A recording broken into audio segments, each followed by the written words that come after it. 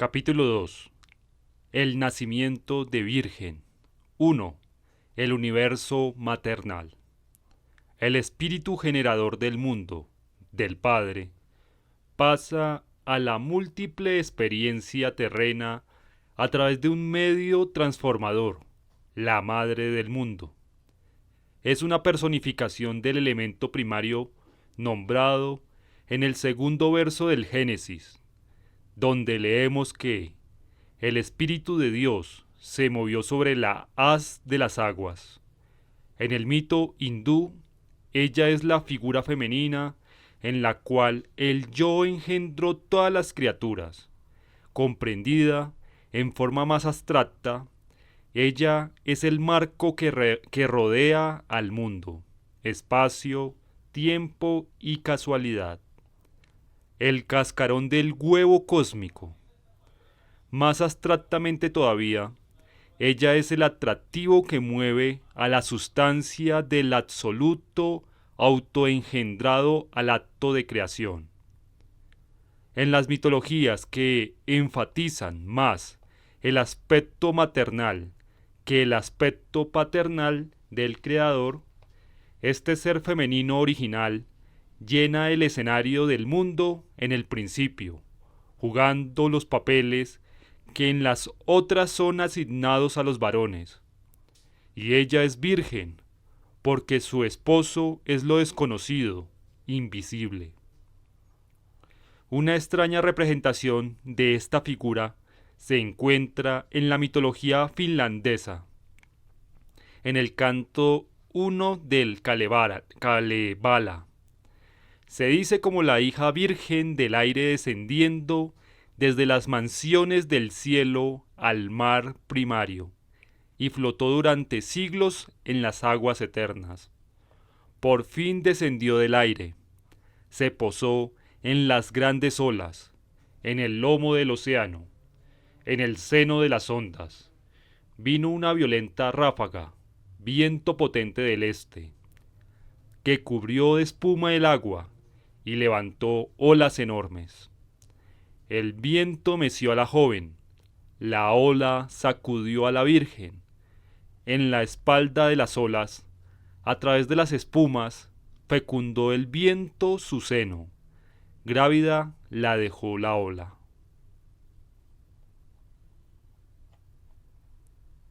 Por 7 siglos, la madre agua flotó con el niño en su vientre, imposibilitada de parirlo.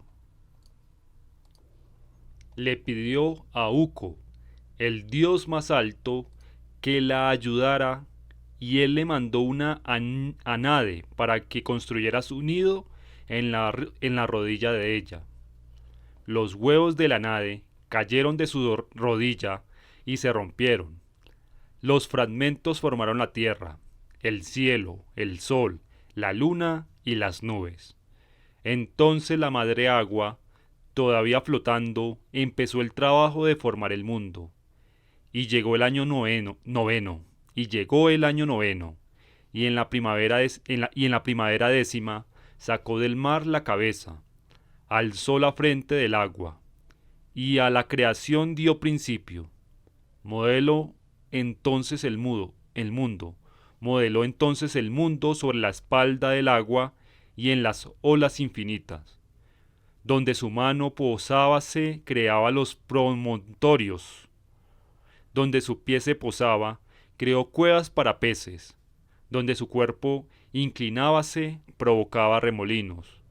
Del flanco sacó la tierra, formando orillas unidas. Pateó el suelo y dispuso trampas para los salmones.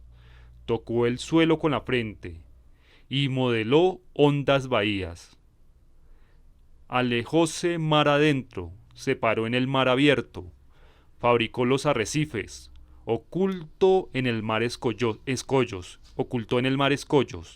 para naufragar las naves y morir los marines. Pero el niño permaneció en su cuerpo, siempre creciendo hasta llegar a una sentimental edad mediana. Vainamoinen no aparece, No ha nacido el bardo eterno. El viejo y el gran Wainamoinen pasó en el seno materno cerca de 30 veranos e igual número de inviernos. Entre las ondas tranquilas y las olas anubladas, y empezó a pensar entonces, ¿cómo existir, tener vida, en tan oscuro escondite, en un cuarto tan angosto, donde la luna no luce y donde el sol no relumbra? Y se puso a hablar entonces. He aquí las cosas que dijo: Luna, sol, valedme, osa mayor, venid a guiarme tras estas puertas ignotas, lejos de este sitio extraño, fuera de este nido exiguo y de esta angosta morada. Llevad a tierra al viajero. El Hijo del Hombre aspira a salir y ver la luna, a admirar el sol caliente, a mirar la osa mayor, para observar las estrellas. No fue a ayudarle la luna, el sol no fue a liberarlo, su existencia le aburría, y la vida asco le daba. La puerta abrió de su cárcel, con su dedo innominado, movió el pestillo de hueso, con el dedo del pie izquierdo franqueó el umbral con los dedos, y de rodilla la puerta. Cayó en el mar de cabeza, vaciabierto entre las olas. Estuvo a merced del agua, presa de las altas ondas.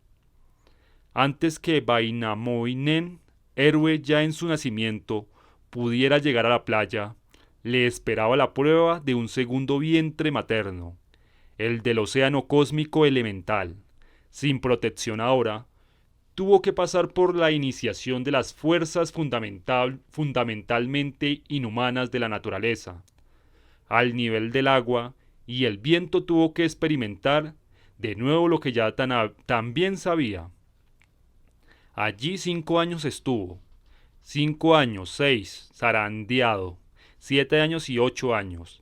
Abordó por fin en un promontorio innominado, en una tierra sin plantas. Se alzó sobre sus rodillas, se valió de los 2 brazos, se irguió para ver la luna, para admirar el sol de oro, mirar a la osa mayor y contemplar las estrellas. Así nació Wainamoinen, apareció el bardo eterno, hijo de madre divina, de la Virgen Ilmatai. 2. La matriz del destino.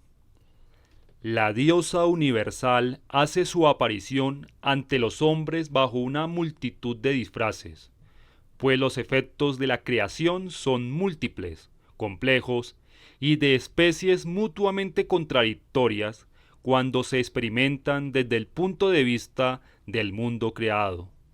La madre de la vida es al mismo tiempo la madre de la muerte.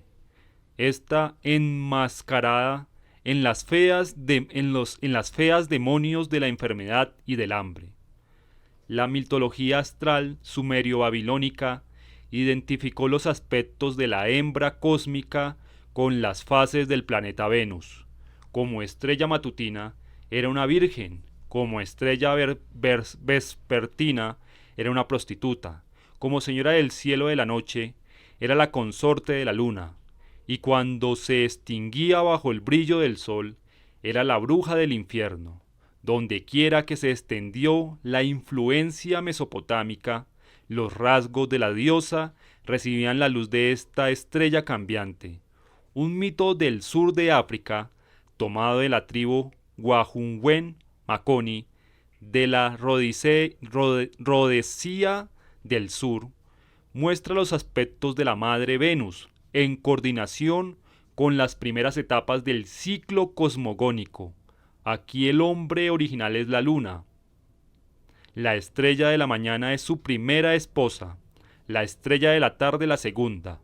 Así como Wainamoinen salió del vientre por su propia iniciativa, así el hombre de la luna emerge de las aguas abismales. Él y sus esposas son los padres de las criaturas de la tierra. La historia ha llegado hasta nosotros como sigue. Maori, Dios, hizo el primer hombre y lo llamó Munguasi, luna. Lo puso en el fondo de un ciboa, lago, y le dio un cuerno de nogona, lleno de aceite de nogona. Muweisi vivía en Ciboa. Muweisi le dijo a Maori: quiero ir a la tierra. Maori dijo: te arrepentirás. Muweisi dijo: no importa, quiero ir a la tierra. Maori dijo: entonces ve a la tierra. Muweisi salió de Ciboa y se dirigió a la tierra. La tierra estaba fría y vacía. No había hierba, ni arbustos, ni árboles. No había animales. Muweisi lloró y dijo a Maori: ¿cómo viviré aquí? Maori dijo: te previne. Has empezado a andar un camino al final del cual has de morir. Sin embargo, te daré un ser de tu especie.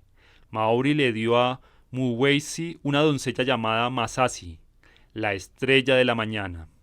Maori dijo: Masashi será tu mujer por 2 años. Maori le dijo a Masashi, le dio a Masashi un artefacto para hacer fuego.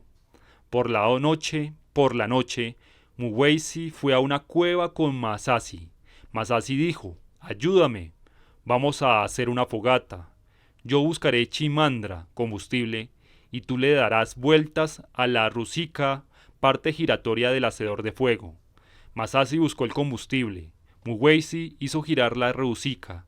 Cuando el fuego estuvo encendido, Muweisi se acostó a un lado y Masashi al otro. El fuego ardió entre ellos. Muweisi pensó para sí: ¿para qué me dio esta doncella Maori? ¿Qué haré con esta doncella Masashi? Cuando fue de noche, Muweisi tomó su cuerno de nogona, mojó su dedo índice con una gota de aceite de nogoma. Muweisi dijo: Dini, chambuka, niji, ne, mi nihir. Voy a saltar por encima del fuego. Muweisi saltó sobre el fuego. Muweisi se aproximó a la doncella Masashi. Muweisi tocó el cuerpo de Masashi con el aceite que tenía en el dedo. Luego Muweisi regresó a su lecho y se durmió. Cuando Muweisi despertó por la mañana, miró a Masashi. Muweisi vio que el cuerpo de Masashi estaba hinchado. Cuando rayó el día, Masashi empezó a dar a luz.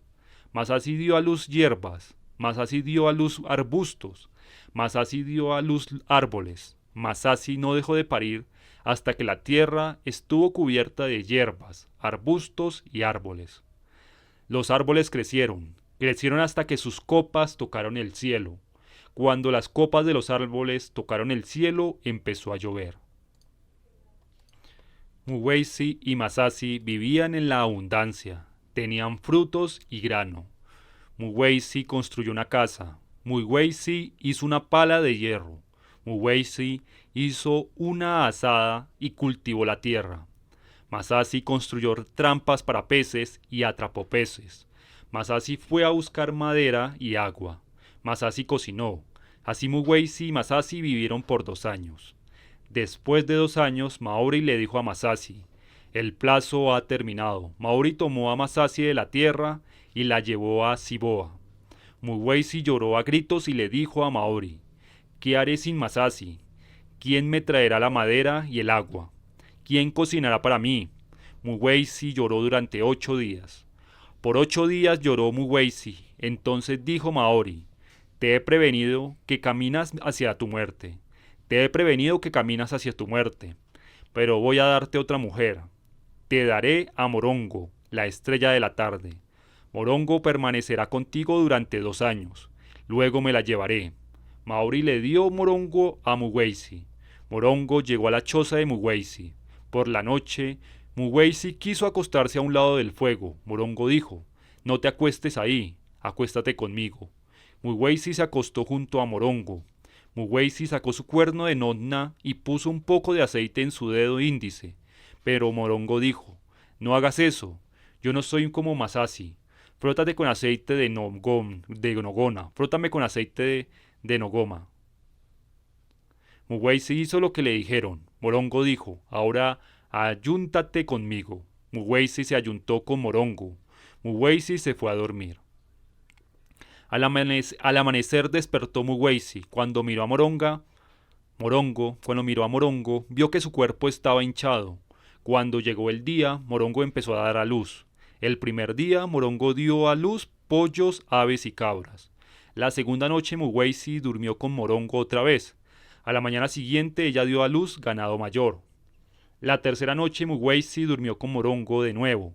Y a la mañana siguiente, Morongo dio a luz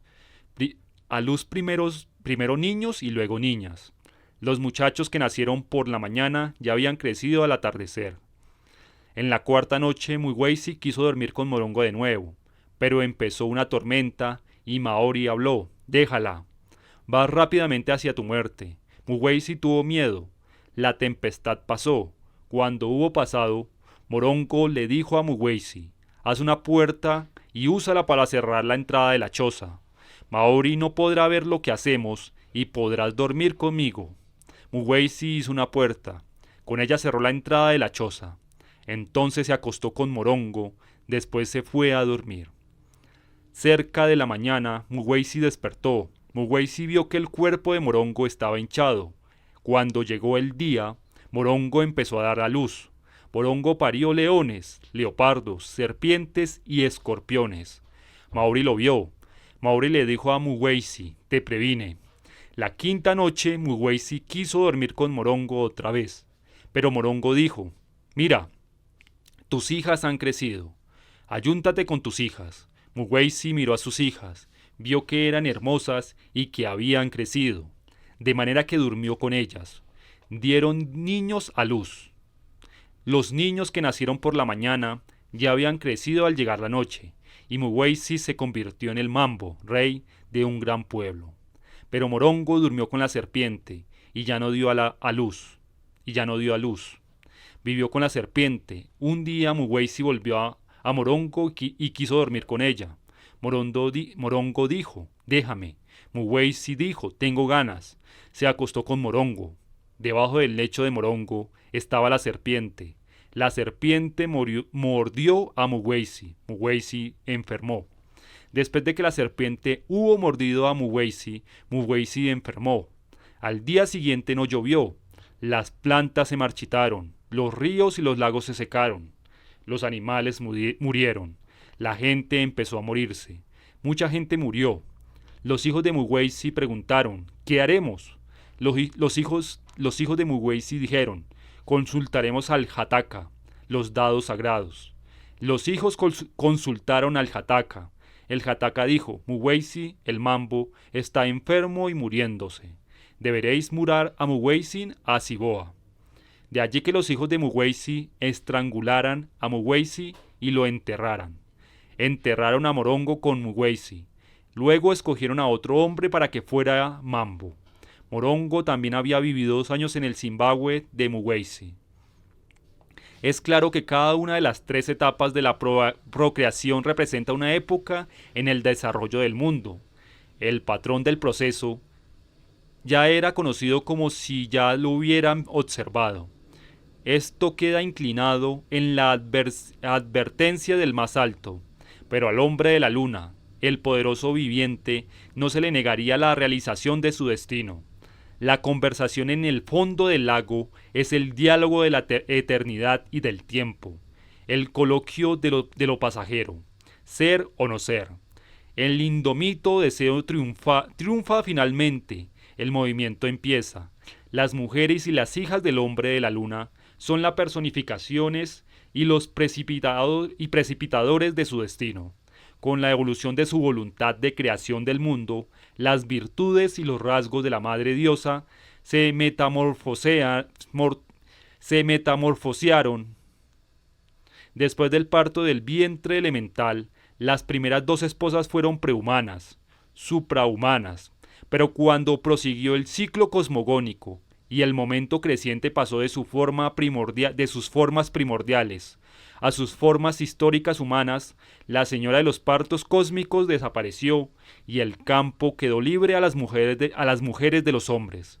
Por lo tanto, el viaje señor de Murjiko Por lo tanto, el viejo señor demiúrgico en medio de su comunidad se convirtió en un anacronismo metafísico. Cuando al final se cansó de lo meramente humano y sintió nostalgia por las mujeres de su abundancia, el mundo enfermó por un momento bajo la fuerza de su reacción. Luego se liberó y corrió libremente. La iniciativa pasó a la comunidad de los hijos. Las figuras paternas simbólicas, parecidas a los sueños, sucumbieron en el abismo original. Solo el hombre permaneció en la tierra completa. El ciclo se había iniciado. 3. El vientre de la redención. El mundo de la vida humana es ahora el problema, guiado por el juicio práctico de los reyes y por las instrucciones de los sacerdotes de los dados de la revelación divina. El campo de la conciencia se contrae en tal forma que las grandes líneas de la comedia humana se pierden en un acertijo de finalidades cruzadas. Las perspectivas humanas se achatan y comprenden solo las superficies tangibles de la existencia que reflejan la luz. La visión de la profundidad se cierra. La forma significativa de la agonía humana se pierde de vista. La sociedad cae en el error y en el desastre. El pequeño ego ha usurpado el trono del juicio del yo. Esto es en el mito un tema perpetuo, en las voces de los profetas un grito familiar. La gente ansía una personalidad que en un mundo de cuerpos y almas torcidos represente de nuevo las líneas de la imagen encarnada. Nos hemos familiarizado con el mito de nuestra propia tradición. Sucede en todas partes, bajo una variedad de maneras. Cuando la figura de Herodes, el símbolo extremo del ego tenaz y equivocado, ha llevado la especie humana al nadir de la bajeza espiritual, las fuerzas ocultas del ciclo empiezan a moverse en sí mismas. En un pueblo perdido nace la doncella que se mantendrá pura ante los errores comunes a su generación. Una miniatura en medio de los hombres, de la mujer cósmica que fue la desposada del viento. Su vientre, que permanece ajeno como el vacío primordial, convoca por su misma disposición la fuerza original que fertilizó el vacío. Al día siguiente, mientras se encontraba María junto a la fuente, llenando el cántaro de agua, se le apareció el ángel de Dios y le dijo: «Dichosa eres, María, porque has preparado al Señor una habitación en tu seno. He aquí que una luz del cielo vendrá para morar en ti, y por tu medio iluminará a todo el mundo». La historia se repite en todas partes con tan asombrosa uniformidad en los contornos principales, que los primeros misioneros cristianos se vieron obligados a pensar que el diablo mismo se burlaba de sus enseñanzas en donde quiera que ponían la mano. Fray Pedro Simón reporta en sus noticias historiales de la conquista de tierra firme en las Indias Occidentales, Cuenca, 1627, que después de que sus trabajos habían empezado entre los pueblos de Tunja y Sogamoso en Colombia, el demonio de ese lugar empezó a darles doctrinas contrarias y, entre otras cosas, trató de desacreditar lo que el sacerdote enseñaba con respecto a la encarnación, declarando que aquello no había sucedido todavía, pero que pronto el sol lo habría de provocar encarnando en el vientre de una virgen del pueblo de Guacheta, haciéndola concebir por medio de los rayos del sol y dejándola virgen. Estas noticias se proclamaron por toda la región, y sucedió que el jefe del pueblo mencionado tenía 2 hijas vírgenes, cada una de ellas deseosa de que el milagro se llevara a cabo en ella. Por eso empezaron a salir de las habitaciones y jardines de su padre todas las mañanas en cuanto empezaba a amanecer, y, subiéndose en alguna de las numerosas colinas que rodeaban el pueblo, se colocaban mirando al oriente, de tal manera que los primeros rayos brillaban sobre ellas. Esto sucedió por un cierto número de días, y resultó que el demonio, por permiso divino, cuyos juicios son incomprensibles, hizo que las cosas pasaran como aquel había planeado, de tal manera que una de las hijas quedó embarazada y declaró que por el sol. Después de 9 meses, trajo al mundo una gran y valiosa acuata, que en su lenguaje es una esmeralda. La mujer la tomó y, envolviéndola en algodón, la colocó entre sus pechos, donde la conservó por unos días, al final de los cuales se transformó en una criatura viva. Todo por orden del demonio. Al niño se le llamó Goranchacho y se le educó en la casa del jefe, su abuelo, hasta que tuvo 24 años de edad. Luego fue en una procesión triunfante hasta la capital de la nación y se le celebró en las provincias como hijo del sol. La mitología hindú nos cuenta que la doncella Parvati, hija de Himalaya, el rey de la montaña, se retiró a las altas colinas para practicar austeridades muy severas. Un tirano titán llamado Taraka había usurpado el gobierno del mundo y, de acuerdo con la profecía, solo un hijo del alto dios Shiva podría derrotarlo. Shiva, sin embargo, era el modelo de dios del yoga, apartado, solitario, sumergido en la meditación. Era imposible que Shiva se interesara en engendrar un hijo. Parvati decidió cambiar la situación del mundo compitiendo con Shiva en la meditación, alejada, solitaria, sumergida en su alma. También ayunó desnuda bajo el sol ardiente, y aumentó el calor haciendo 4 fuegos suplementarios en los 4 puntos cardinales. El hermoso cuerpo se convirtió en una frágil estructura de huesos. La piel se volvió apergaminada y dura. El cabello lo tenía desgreñado y crecido. Los suaves ojos líquidos ardían. Un día un joven brahmin llegó y preguntó por qué una persona tan hermosa había de destruirse con tales torturas. Mi deseo, replicó ella, es Shiva, objeto supremo. Shiva es un dios de la soledad y que la concentración y de la concentración inalterable. Practicó estas austeridades para sacarlo de su estado de equilibrio y traerlo hacia mí lleno de amor.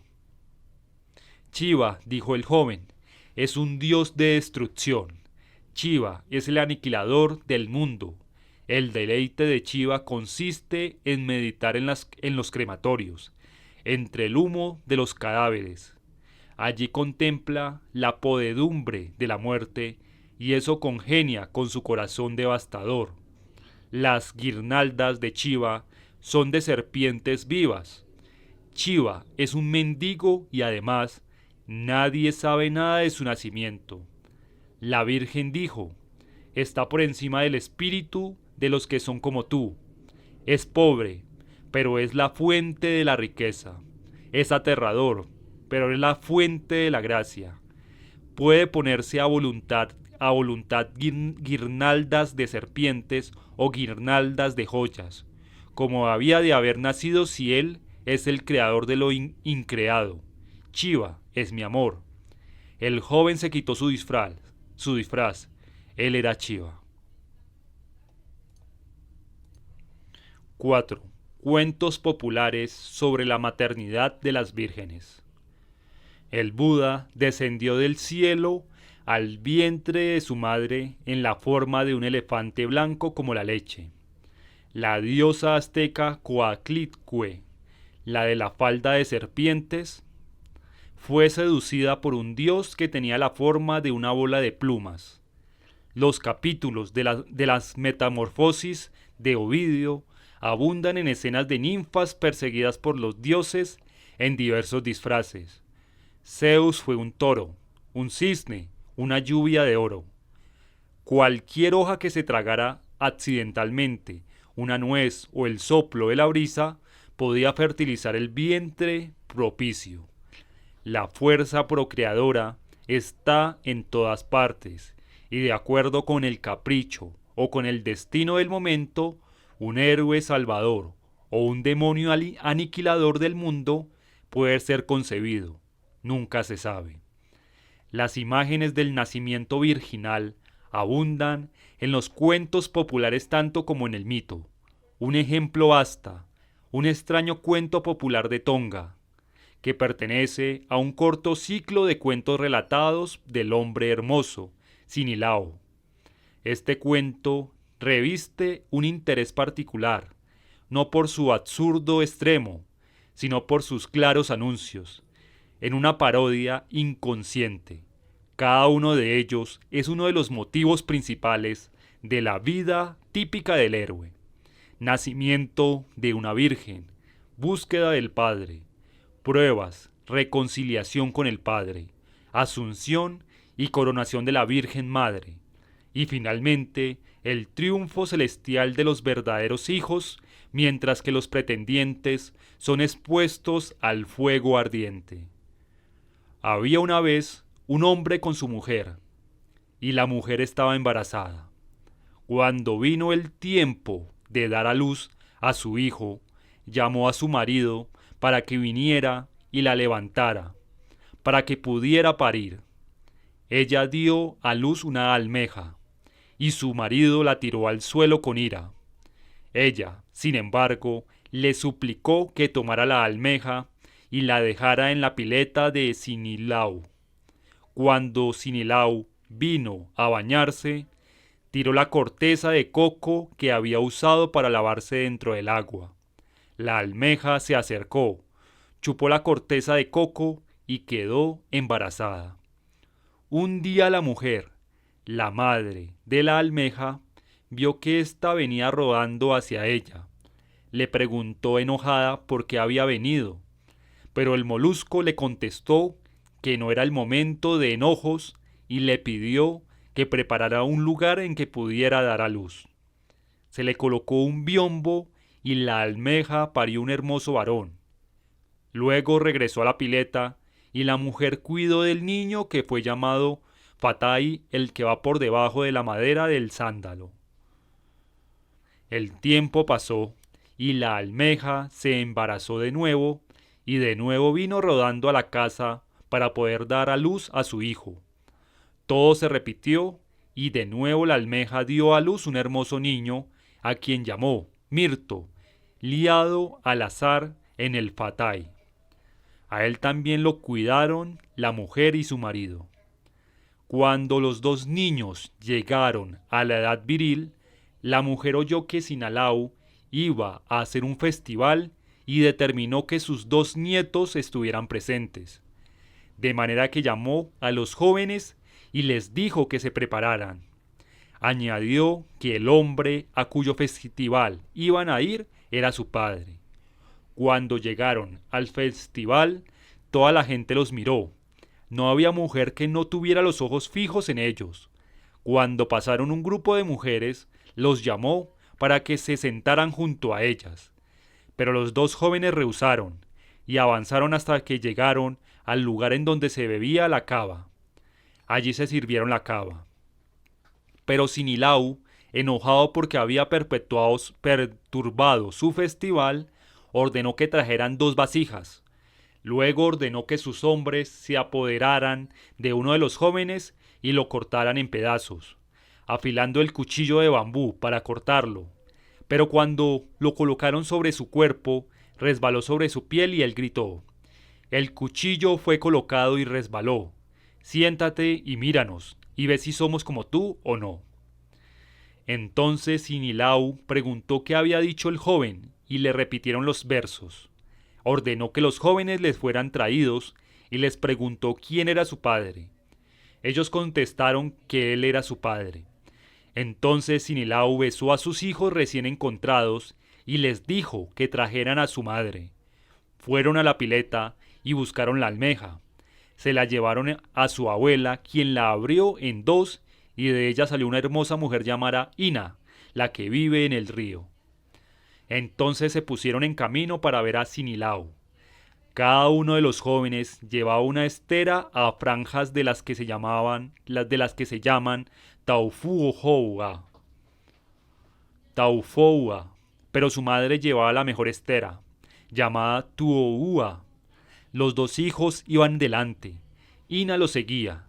Cuando llegaron ante Sinilau, lo encontraron sentado con sus mujeres. Cada uno de los jóvenes se sentó en uno de los muslos de Sinilau. Hina tomó asiento a su lado. Entonces Sinilau dijo a su pueblo que preparara una hornilla y la calentara bien. Y el pueblo tomó a sus otras mujeres y a sus hijos, los mató y los asó. Pero Sinilau se casó con Ina, la que vive en el río.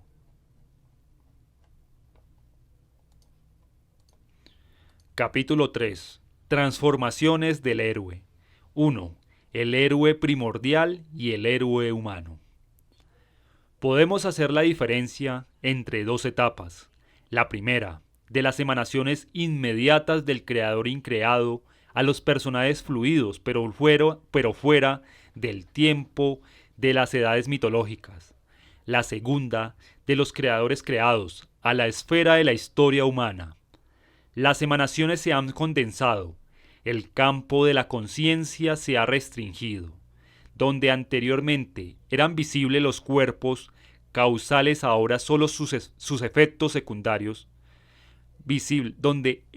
Donde anteriormente eran visibles los cuerpos causales, ahora solo sus efectos secundarios llegan a ser el foco de la estrecha pupila del ojo humano. El ciclo cosmogónico, por lo tanto, ha de seguir adelante no por medio de los dioses, que se han vuelto invisibles, sino por los héroes de carácter más o menos humano y por medio de los cuales se realiza el destino del mundo. Esta es la línea donde los mitos de la creación empiezan a dar lugar a la leyenda, como en el libro del Génesis, después de la expulsión del paraíso. La metafísica cede su lugar a la prehistoria, que es vaga y opaca en un principio, pero se vuelve gradualmente precisa en los detalles. Los héroes se vuelven menos y menos fabulosos, hasta que al final, en los estadios finales de las diversas tradiciones locales, la leyenda desemboca a la luz del día del tiempo hecho crónica. Huetzi, el hombre de la luna, fue liberado. Como un ancla que se abandona, la comunidad de sus hijos flotó libremente en el mundo diario de la conciencia despierta, pero se nos dice que estaban entre ellos hijos directos del Padre, ahora submarino, quienes, como los hijos de su primera concepción, habían crecido de la infancia a la madurez en un solo día. Estos portadores especiales de la fuerza cósmica constituyeron una aristocracia espiritual y social, llenos con una doble carga de energía creadora. Ellos mismos fueron las fuentes de la revelación. Tales figuras aparecen en el estado primario de todos los pasados legendarios. Son los héroes culturales, los fundadores de ciudades. Las crónicas chinas declaran que cuando la tierra se había solidificado y los pueblos se establecieron en las orillas de los ríos, Fu Xi, el emperador celeste, 2953-2838 a.C., gobernó sobre ellos. Enseñó a sus tribus a pescar con redes, a cazar y a criar animales domésticos. Dividió la gente en clanes e instituyó el matrimonio. De una tablita sobrenatural que le fue confiada por un monstruo en forma de caballo que salió de las aguas del río Men, dedujo los 8 diagramas que permanecen hasta nuestros días como los símbolos fundamentales del pensamiento chino tradicional. El emperador nació de una concepción milagrosa. Después de una gestación de 12 años y su cuerpo era de serpiente, con brazos humanos y cabeza de buey. Chen Nun, su sucesor, el emperador terrestre, 2838-2698 a.C., tenía 8 pies y 7 pulgadas de alto, con cuerpo humano, pero con cabeza de toro. Había sido concebido milagrosamente por medio de la influencia de un dragón. La madre, avergonzada, había dejado a su hijo en la ladera de una montaña, pero las bestias salvajes lo protegieron y lo alimentaron, y cuando la madre lo supo, fue a buscarlo y lo volvió a su casa. Chen Nun descubrió en un solo día 60 plantas venenosas y sus antídotos. A través de una cubierta de cristal sobre su estómago, pudo observar la digestión de cada hierba. Entonces compuso una farmacopea que todavía se usa. Fue el inventor del arado y de un sistema de trueque. Es adorado por los campesinos chinos como el príncipe de los cereales. A la edad de 168 años, se reunió con los inmortales. Esos reyes serpientes y minotauros hablan de un pasado en que el emperador era el portador de una especial fuerza creadora y sostenedora del mundo, mucho mayor que la representada en la psique humana normal. En esa época se llevó a cabo un pesado trabajo de titanes, el establecimiento grandioso de los fundamentos de nuestra civilización humana. Pero con el avance del ciclo, vino un periodo en el que el trabajo por hacer ya no era ni protohumano ni sobrehumano. Era una labor específicamente humana. Dominio de las pasiones, cultivo de las artes, elaboración de las instituciones económicas y culturales del Estado. Ya no se requiere la encarnación del toro de la luna, ni la sabiduría de la serpiente de los 8 diagramas del destino, sino un espíritu humano perfecto, alerta a las necesidades y esperanzas del corazón. Por lo tanto, el ciclo cosmogónico genera un emperador en forma humana que permanecerá frente a todas las generaciones del porvenir como el modelo del rey del hombre. Yuan Ti, el emperador amarillo, 2697-2597 a.C., fue el tercero de los Augustos III. Su madre, una concubina del príncipe de la provincia de Chao Tin, lo concibió una noche cuando contemplaba una brillante luz dorada alrededor de la constelación de la Osa Mayor. El niño pudo hablar a los 60 días de nacido y a la edad de 11 años subió al trono. Su don particular era su facultad de soñar. Dormido, podía visitar las regiones más remotas y tener tratos con los inmortales en el reino de lo sobrenatural. Poco después de haber subido al trono, Yuan Ti cayó en un sueño que duró 3 meses enteros, durante los cuales aprendió la lección del dominio del corazón. Después de un segundo sueño de duración comparable, regresó con el poder de enseñar a sus súbditos. Los instruyó en el dominio de las fuerzas de la naturaleza dentro de sus propios corazones. Este hombre maravilloso gobernó China durante 100 años, y en su reino el pueblo disfrutó de una verdadera edad de oro.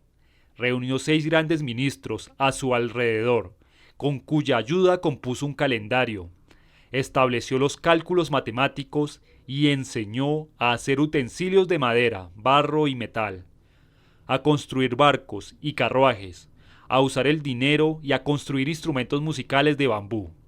Señaló lugares públicos para la adoración de Dios, instituyó los límites y las leyes de la sociedad privada. Su esposa descubrió el arte de tejer la seda, plantó 100 variedades de grano, verduras y árboles, favoreció el desarrollo de los pájaros, de los cuadrúpedos, de los reptiles y de los insectos. Enseñó los usos del agua, del fuego, de la madera y de la tierra, y reguló los movimientos de las mareas. Antes de su muerte, a la edad de 111 años, el fénix y el unicornio aparecieron en los jardines del imperio, como prueba de la perfección de su reino. 2. La infancia del héroe humano. El héroe cultural primitivo, de cuerpo de serpiente y cabeza de toro, llevaba con él desde su nacimiento la fuerza espontánea creadora del mundo natural. Ese era el significado de su forma. El hombre héroe, por otra parte, debería descender a restablecer la conexión con lo infrahumano. Este es el sentido, como hemos visto, de la aventura del héroe. Pero los creadores de la leyenda rara vez se han contentado al considerar los grandes héroes del mundo como meros seres humanos que traspasaron los horizontes que limitan a sus hermanos y regresaron con los dones que solo puede encontrar un hombre con fe y valor tales. Por lo contrario, la tendencia ha sido siempre de dotar al héroe de fuerzas extraordinarias desde el momento de su nacimiento, o aún desde el momento de su concepción. Toda la vida del héroe se muestra como un conjunto de maravillas con la gran aventura central como culminación. Esto está de acuerdo con el punto de vista de que el heroísmo está predestinado, más bien que simplemente alcanzado, y abre el problema de la relación entre la biografía y el carácter. Jesús, por ejemplo, puede aceptarse como un hombre que por medio de severas austeridades y meditaciones obtuvo la sabiduría. Por otra parte, también puede creerse que un Dios descendió y tomó sobre sí mismo la realización de una carrera humana. El primer punto de vista conduciría a imitar al maestro literalmente a fin de traspasar, de la misma manera que él lo hizo, la experiencia trascendente y la redención. Pero el segundo afirma que el héroe es más bien un símbolo para contemplarse que un ejemplo para seguirse literalmente. El ser divino es una revelación del yo omnipotente, que vive dentro de todos nosotros. Así, la contemplación de la vida debe entenderse como la meditación en nuestra propia divinidad inmanente, no como un preludio para precisar la imitación. La lección no es haz esto y sé bueno, sino conoce esto y sé Dios. En la parte 1, la aventura del héroe, hemos visto el hecho de la redención desde el primer punto de vista, que puede ser llamado psicológico. Ahora debemos describirlo desde el segundo, en que se convierte en símbolo del mismo misterio metafísico que le tocó al héroe mismo redescubrir y traer a la luz. En el presente capítulo, por lo tanto, hemos de considerar primero la infancia milagrosa, por medio de la cual se muestra que una manifestación especial del principio divino inmanente ha encarnado en el mundo, y luego, en sucesión, los diferentes papeles vitales por medio de los cuales el héroe puede realizar su tarea de destino. Estos varían en magnitud, de acuerdo con las necesidades de las épocas. Para decirlo en los términos ya formulados, la primera tarea del héroe es experimentar conscientemente los estadios antecedentes del ciclo cosmogónico, retroceder a las épocas de la emanación. La segunda es regresar de ese abismo al plano de la vida contemporánea y servir allí de transformador humano de los potenciales demiúrgicos. Yuan Ti tenía la facultad del sueño. Este era su camino de descenso y de regreso.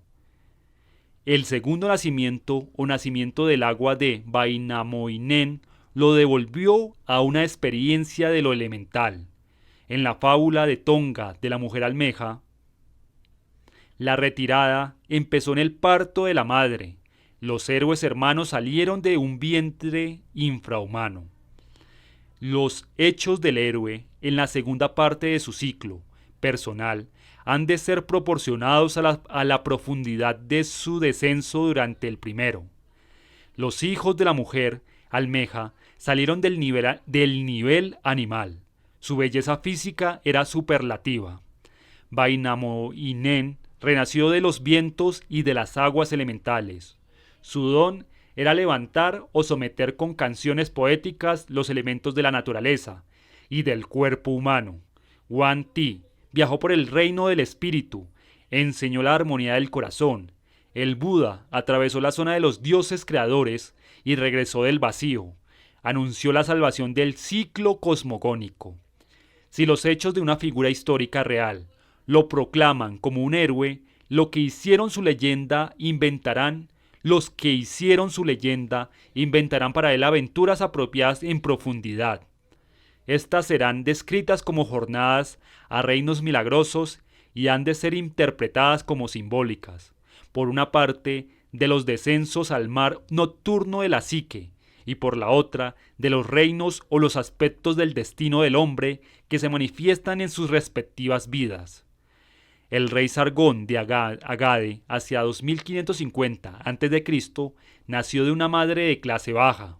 Su padre es desconocido. Se le echó en una canasta de juncos a las aguas del Eufrates y fue descubierto por Aquí, el agricultor, a quien fue traído para trabajar de jardinero.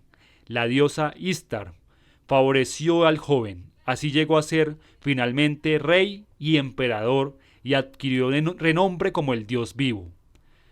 Chandragupta, siglo IV a.C., el fundador de la dinastía hindú Maurya, fue abandonado en una vasija de barro en el umbral de un establo. Un pastor descubrió al niño y lo adoptó. Un día que jugaba con sus compañeros al juego del gran rey en el trono del juicio, el pequeño Chandragupta ordenó que al peor de los delincuentes se le cortaran las manos y los pies, y luego a su orden los miembros amputados volvieran inmediatamente a su lugar. Un príncipe que pasaba contempló el juego milagroso, compró a la criatura en 1000 arjapanas y en su casa descubrió por señales físicas que era un Maurya. El Papa Gregorio el Grande, 540-604, nació de unos nobles gemelos que a instigación del diablo habían cometido incesto. Su madre, arrepentida, lo envió al mar en una pequeña caja. Fue encontrado y recogido por unos pescadores, y a la edad de 6 años fue enviado a un claustro para ser educado como sacerdote. Pero él deseaba la vida de un noble guerrero. En un barco fue llevado milagrosamente al país de sus padres, donde ganó la mano de la reina, quien posteriormente resultó ser su madre. Después de descubrir este segundo incesto, Gregorio permaneció 17 años en penitencia, encadenado a una roca en medio del mar. Las llaves de las cadenas se echaron a las aguas, pero cuando al final de un largo periodo se descubrieron en el vientre de un pescado, esto se tomó como un signo de la providencia. El penitente fue conducido a Roma, en donde fue elegido papa. Carlomagno, 742-814, fue perseguido de niño por sus hermanos mayores y huyó a la España sarracena. Allí, bajo el nombre de Mainet, prestó señalados servicios al rey. Convirtió a la hija del rey a la fe cristiana, y los dos arreglaron secretamente su matrimonio. Después de realizar diversas hazañas, el real joven regresó a Francia, en donde derrotó a sus antiguos perseguidores y triunfalmente ciñó la corona. Luego gobernó 100 años, rodeado por un zodiaco de 12 pares. De acuerdo con todas las noticias, su barba y sus cabellos eran largos y blancos. Un día, sentado bajo su árbol del juicio, hizo justicia a una serpiente y por gratitud el reptil le dio un amuleto que le hizo posible tener un asunto amoroso con una mujer ya muerta. Este amuleto cayó en un pozo en Ais, por eso Ais se convirtió en la residencia favorita del emperador. Después de sus largas guerras contra los sarracenos, sajones, eslavos y hombres del norte, el emperador intemporal murió, pero solo duerme y ha de despertar en la hora que su pueblo lo necesite. Durante la última parte de la Edad Media, se levantó una vez entre los muertos para participar en una cruzada. Cada una de estas biografías exhibe el tema racionalizado en varias maneras del exilio y regreso del niño. Este es un ángulo prominente en todas las leyendas, los cuentos populares y los mitos. Usualmente se hace un esfuerzo para darle alguna semejanza con la plausibilidad física. Sin embargo, cuando el héroe en cuestión es un gran patriarca, brujo, profeta o encarnación, es permitido que los milagros se desarrollen por encima de todo límite. La leyenda popular hebrea del nacimiento del padre Abraham proporciona un ejemplo del exilio infantil francamente sobrenatural. El suceso del nacimiento había sido leído por Nerón en las estrellas, pues este rey impío era un hábil astrólogo y le fue revelado que en su época un hombre habría de nacer que se levantaría en contra suya y que triunfalmente desmentiría su religión. Aterrorizado por el destino que le había predicho las estrellas, mandó llamar a sus príncipes y gobernantes y les pidió consejo en el asunto. Ellos contestaron y dijeron: «Nuestro consejo unánime es que debes construir una gran casa, poner una guardia a la entrada y hacer saber a todo tu reino que todas las mujeres embarazadas y las parteras que hayan de atenderlas deberán venir a vivir en ella. Cuando los días de la espera terminen y las mujeres den a luz, será deber de la partera matarlo, si es un varón. Pero si la criatura es una niña, ha de vivir y la madre recibirá regalos e indumentos costosos y un heraldo proclamará: eso se hace con la mujer que da a luz una hija». El rey se sintió agradado con este consejo y publicó una proclama por todo su reino, llamando a todos los arquitectos para que construyeran una gran casa para él, de 60 codos de alto y de 80 de ancho. Cuando estuvo terminada, dictó una segunda orden, llamando a todas las mujeres embarazadas para que vivieran en ella, y allí permanecieran hasta después de su parto. Fueron enviados guardas para llevar a las mujeres a la casa y se colocaron vigilantes en ella y alrededor para evitar que las mujeres se escaparan. Después envió las parteras a la casa y les ordenó que asesinaran a los hijos varones en el pecho de sus madres. Pero si una mujer daba a luz una niña, se la adornaba con lienzos, sedas y vestiduras de encaje y se la sacaba de la casa en que había estado detenida, en medio de grandes honores. Por lo menos 60,000 niños fueron así asesinados. Entonces los ángeles aparecieron ante Dios y dijeron: «¿No ves lo que hace ese pecador y blasfemo? Nerón, el hijo de Canaán, asesina a muchos niños inocentes que nunca han hecho daño». Dios contestó y dijo: «Ángeles benditos, lo sé y lo veo, porque ni dormito ni duermo. Contemplo y sé las cosas secretas y las cosas que se revelan y habéis de atestiguar lo que haré con este pecador y blasfemo, pues volveré mi mano hacia él para castigarlo». En este tiempo fue cuando Teras casó con la madre de Abraham y ella iba a tener un hijo. Cuando el parto se acercó, dejó la ciudad llena de terror y huyó hacia el desierto. Caminó por la orilla de un valle hasta que llegó a una cueva. Entró en este refugio y al siguiente día tuvo dolores y dio a luz un hijo. Toda la cueva se iluminó con la luz del rostro del niño como el esplendor del sol, y la madre se regocijó extremadamente. El niño que dio a luz era nuestro padre Abraham. La madre se lamentó y dijo a su hijo: «Ay, te he dado a luz en la época en que Nerón es rey. Por ti, 70,000 niños han sido asesinados y estoy llena de terror por ti, porque él podría saber de tu existencia y matarte. Es mejor que perezcas en esta cueva y no que mis ojos hayan de contemplarte muerto sobre mi pecho». Tomó el traje con que estaba vestida y envolvió con él al niño y lo abandonó en la cueva diciendo: «Que el Señor sea contigo, que no te olvide ni te descuide». Así fue abandonado Abraham en la cueva, sin nadie que lo alimentara, y empezó a llorar.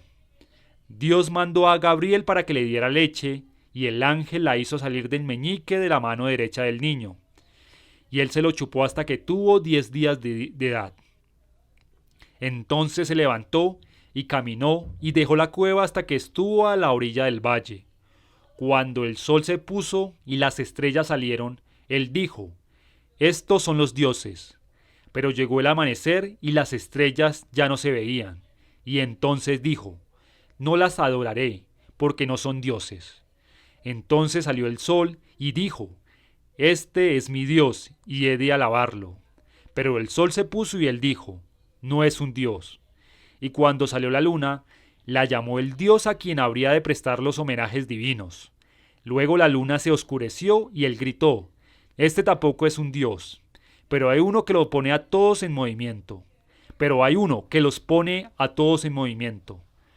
Los Bladfed de Montana hablan de un joven exterminador de monstruos, Kut O'Gis, que fue descubierto por sus padres adoptivos cuando un viejo y su mujer pusieron un coágulo de sangre de búfalo a hervir en una marmita. Inmediatamente salió de la marmita un sonido como el del llanto de un niño, como si se le hubiera lastimado, quemado o escaldado. Miraron dentro de la marmita y allí estaba un niño, a quien sacaron rápidamente del agua. Se sorprendieron mucho. Al cuarto día, el niño habló y dijo: «Amarradme sucesivamente a cada uno de los postes de la casa, y cuando llegue al último, soltaré las ataduras y habré crecido». Así lo hizo la vieja, y mientras lo amarraba a cada poste podía verse que crecía, y cuando lo amarraron al último, ya era un hombre.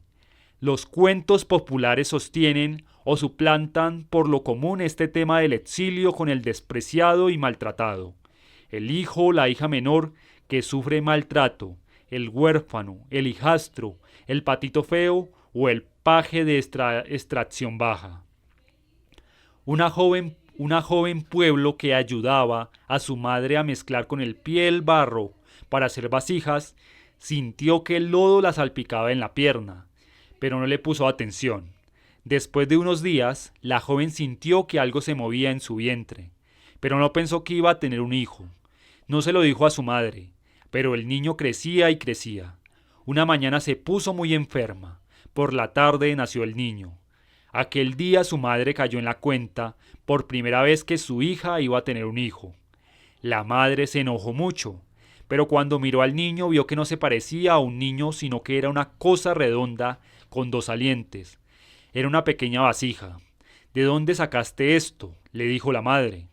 Pero la joven solo lloraba. En ese momento el padre entró. «No importa, me alegra que haya tenido un niño», dijo. «Pero no es un niño», dijo la madre. El padre fue a verlo y vio que era un pequeño cántaro de agua.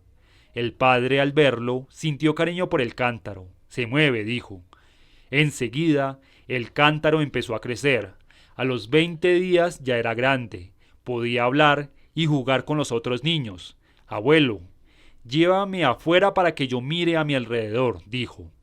Cada mañana el abuelo lo sacaba y él miraba a los niños, quienes lo querían y averiguaron que era varón.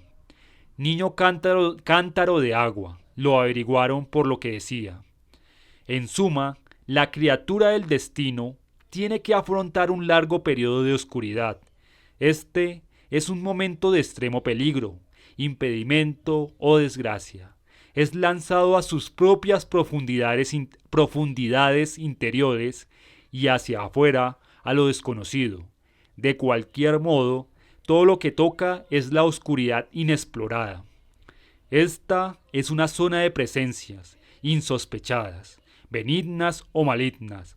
Aparece un ángel, un animal auxiliar, un pescador, un cazador, una vieja o un campesino. La criatura es criada entre los animales o como cifrido bajo tierra, en medio de los gnomos que nutren las raíces del árbol de la vida, o bien solo en un cuarto pequeño. La historia se repite de 1000 maneras. El joven aprendiz del mundo aprende la lección de las fuerzas germinales. que residen por encima de la esfera de lo que puede medirse y nombrarse. Los mitos están de acuerdo en que se requiere una extraordinaria capacidad para enfrentarse y sobrevivir a tal experiencia. Las infancias abundan en anécdotas de fuerza, habilidad y sabiduría precoces. Hércules estranguló una serpiente colocada en su cuna por la diosa Hera. Maui, de Polinesia, aprisionó y detuvo al sol para dar tiempo a su madre de preparar sus comidas. Abraham, como hemos visto, llegó al conocimiento de Dios uno. Jesús confundió a los doctores. Al niño Buda se le dejó una vez a la sombra de un árbol y sus nodrizas notaron repentinamente que la sombra no se había movido en toda la tarde y que el niño se había quedado estático en un trance de yogi. Las hazañas del amado Salvador hindú, Krishna, en su exilio infantil, entre los vaqueros de Gokula y Brindavan, constituyen un animado ciclo. Cierto duende llamado Putana tomó la forma de una bella mujer, pero tenía veneno en los pechos. Entró en la casa de Yasora, la madre adoptiva del niño. Se hizo amiga suya y después tomó al niño en su regazo para darle de mamar. Pero Krishna succionóla tan fuerte que le sacó la vida y ella cayó muerta, volviendo a su enorme y espantosa forma. Cuando el cadáver fue quemado, sin embargo, emanó una dulce fragancia, pues el infante divino salvó al demonio al succionar su leche. Krishna era un niño travieso. Le gustaba llevarse los potes de leche cuando las ordeñadoras dormían. Siempre trepaba a las más altas repisas para comer y derramar cosas colocadas fuera de su alcance. Las jóvenes lo llamaron ladrón de mantequilla y se quejaron a Yasora, pero él siempre podía inventar una excusa. Una tarde, cuando jugaba en el patio, avisaron a su madre adoptiva que el niño comía barro. Ella llegó con una vara, pero el niño se había limpiado los labios y negó todo conocimiento del asunto. Le abrió la boca sucia para ver, pero al mirar dentro contempló todo el universo. Los tres mundos, pensó. Qué tonta soy al imaginar que mi hijo puede ser el señor de los tres mundos. Entonces todo se le ocultó de nuevo, y este momento se borró de su mente. Acarició al niño y lo llevó a casa. Los pastores acostumbraban a adorar al niño Indra, el equivalente hindú de Zeus, rey del cielo y señor de la lluvia. Un día, cuando había presentado sus ofrendas, el muchacho Krishna le dijo: Indra no es una deidad suprema, aunque sea rey del cielo. Teme a los titanes, y lo que es más, la lluvia y la prosperidad que pedís depende del sol, que se lleva las aguas y las hace caer de nuevo. ¿Qué puede hacer Indra? Lo que haya de pasar está determinado por las leyes de la naturaleza y del espíritu. Entonces volvió la atención de ellos a los bosques cercanos, a los arroyos, a las colinas y especialmente al monte Govardhan, quienes merecían más honores que el remoto señor del aire. Y ellos ofrecieron flores, frutos y dulces a las montañas. Krishna asumió una segunda forma. Tomó la forma de un dios de la montaña y recibió las ofrendas de la gente, y al mismo tiempo conservó su forma primera y adoró entre el pueblo al rey de la montaña. El dios recibió las ofrendas y se las comió. Indra se enfureció y mandó por el rey de las nubes, a quien ordenó que dejara caer lluvia sobre el pueblo hasta que todo quedara arrasado. Nubes tempestuosas se suspendieron sobre aquella región y empezaron a descargar un diluvio. Parecía que había llegado el fin del mundo, pero el muchacho Krishna llenó el monte Govardhan con el calor de su energía inagotable. Lo levantó con su dedo meñique y pidió al pueblo que se refugiara debajo de él. La lluvia caía en la montaña, silbaba y se evaporaba. El torrente cayó 7 días, pero ni una gota tocó a la comunidad de pastores. Entonces el dios cayó en la cuenta de que su oponente debía ser una encarnación del ser primario. Cuando al día siguiente Krishna llevó las vacas a pastar, tocando la flauta, el rey del cielo bajó en su gran elefante blanco Airavata, se postró sobre su rostro a los pies del muchacho sonriente e hizo acto de sumisión. La conclusión del ciclo de la infancia es el regreso o reconocimiento del héroe, cuando después de un largo periodo de oscuridad se revela su verdadero carácter.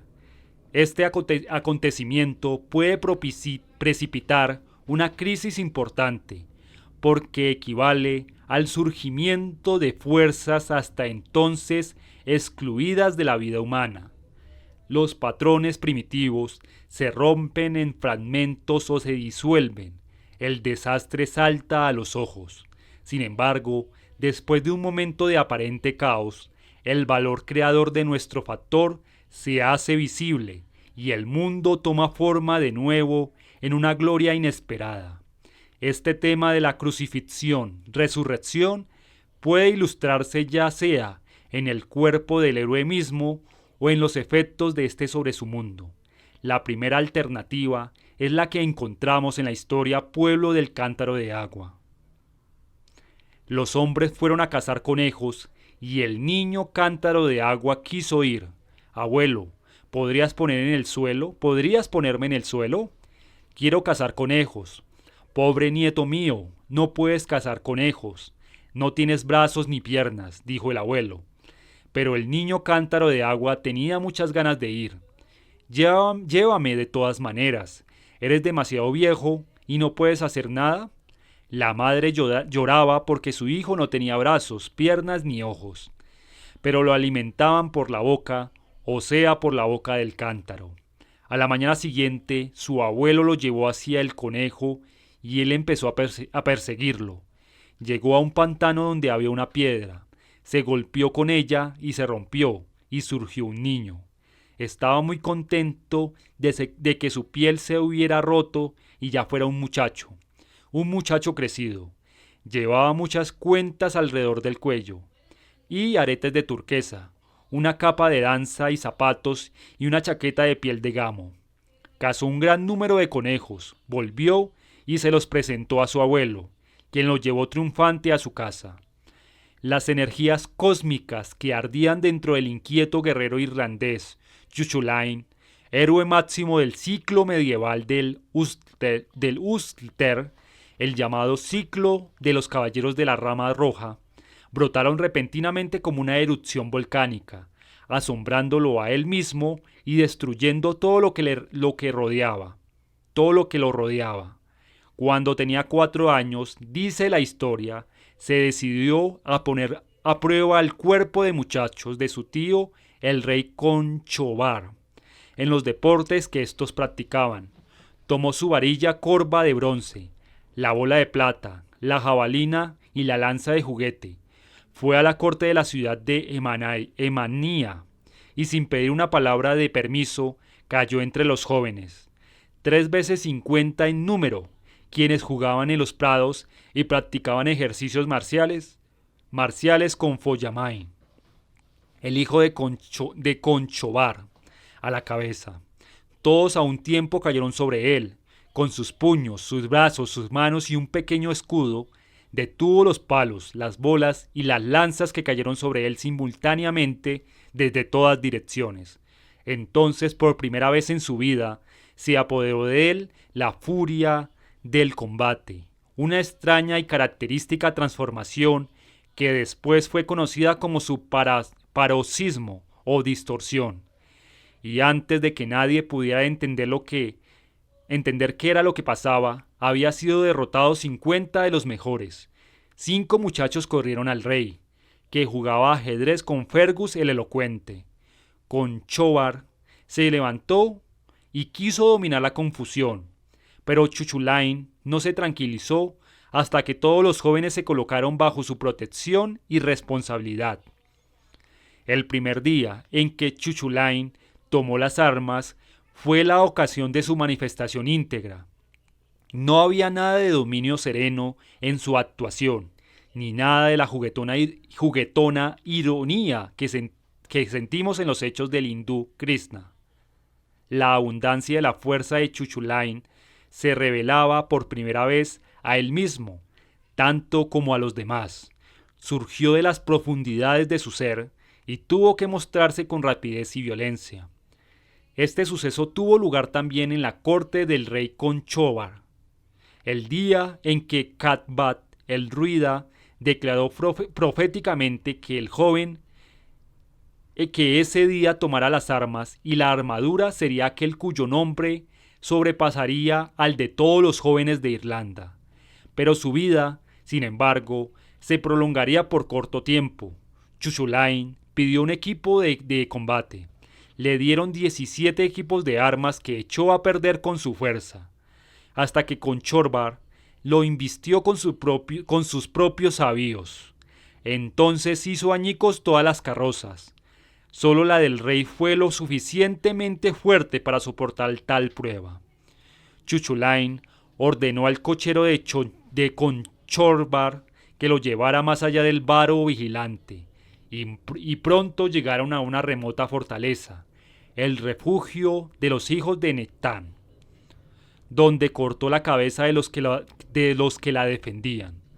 Amarró las cabezas a los lados del carro. De regreso saltó al suelo y por la fuerza y velocidad de su carrera capturó 2 ciervos de gran tamaño. Con dos piedras derribó a 2 docenas de cisnes que iban volando, y con correas y otras ataduras los amarró a todos, a las bestias y a los pájaros, a los 2 lados del carro. Le Barchan, la profetisa, contempló con alarma el carro que se aproximaba al castillo y a la ciudad de Manía. El carro estaba adornado con las cabezas sangrantes de sus enemigos, declaró. Bellos pájaros blancos lleva en el carro y le hacen compañía, así como 2 ciervos salvajes que están amarrados en el mismo. Yo conozco al guerrero del carro, dijo el rey. Es el hijo pequeño de mi hermana, que este mismo día asistió a los ejercicios militares. Seguramente que ha enrojecido sus manos. Pero si su furia no se aplaca, todos los jóvenes de Manía perecerán por su mano. Con mucha rapidez debía encontrarse un método para calmar al joven, y uno se halló. 150 mujeres del castillo, con Scanlats por jefe y cabecilla, se desnudaron apresuradamente y sin más salieron en tropel a su encuentro. El pequeño guerrero, avergonzado o tal vez abrumado por aquella demostración de feminidad, bajó los ojos y en ese momento fue prendido por los hombres y sumergido en una vasija de agua fría. Los clavos y las ligaduras de la tina se deshicieron. El agua de la segunda hirvió, pero la tercera solo se puso muy caliente. Así calmaron a Chuchulain y la ciudad fue salvada. Era un muchacho muy hermoso. Tenía 7 dedos en cada pie y otro tanto en cada mano. Sus ojos brillaban con 7 pupilas cada uno, y cada uno relucía con 7 relámpagos como de gemas. En cada mejilla tenía 4 lunares, uno azul, uno escarlata, uno verde y uno amarillo. Entre una oreja y la otra tenía 50 largas trenzas de cabello amarillo, amarillo claro, del color de la cera de las abejas, o como broche de oro blanco que brillaba bajo el sol más brillante. Llevaba un manto verde con broche de plata sobre el pecho y una camisa tejida en hilo de oro. Pero cuando era atacado por ese paroxismo o distorsión, se convertía en un ser extraño, temible y multiforme y desconocido. De la cabeza a los pies, sus carnes, miembros y articulaciones se estremecían. Tenía los pies y las piernas vueltos del revés. Los tendones de su cabeza se apelotonaban detrás de su cuello en bolas mayores que la cabeza de un niño de un mes. Tenía un ojo hundido hasta el occipucio. Ni una garza podría sacárselo con el pico. El otro, en cambio, sobresalía y descansaba sobre su mejilla. La boca llameante le llegaba de oreja a oreja. Los latidos de su corazón hacían tanto ruido como un mastín en la caza o un león luchando con los osos. Sobre su cabeza, entre las nubes, saltaban las salpicaduras ponzoñosas y las chispas ardientes debidas a su cólera salvaje. Si se sacudiera un manzano sobre su revuelta cabellera, ni una fruta llegaría al suelo, pues todas quedarían clavadas en los pelos erizados. En la frente llevaba el paroxismo, como una piedra de amolar gigante. Y por último, de su cabeza brotaba un chorro de sangre turbia, más alto y grueso que el mástil de un buque, que saltaba hacia los 4 puntos cardinales y formaba una neblina mágica, como el humo que envuelve al palacio cuando retorna el rey y la caída de una tarde invernal.